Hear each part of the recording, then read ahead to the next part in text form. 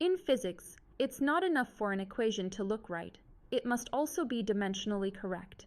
That means the dimensions on both sides of an equation must match. This is known as checking for dimensional consistency.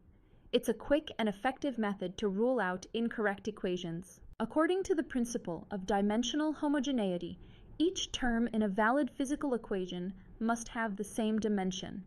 Let's verify this with an example. X equals x naught plus v naught multiplied by t plus 1/2 a multiplied by t squared. Now check the dimensions. X and x naught equals length, L. V naught times t equals L times t to the power minus 1 times t equals L.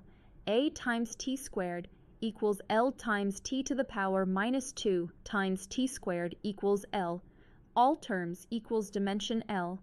Equation is dimensionally consistent. Let's check the famous equation. Force equals mass multiplied by acceleration.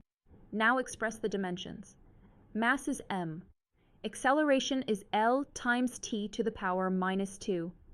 Therefore, force equals to m times L times t to the power minus 2. LHS and RHS are the same, so the equation is dimensionally valid. Now let's test a wrong equation. Kinetic energy equals mass multiplied by acceleration. Mass is m. Acceleration is L times t to the power minus 2. RHS is m times L times t to the power minus 2.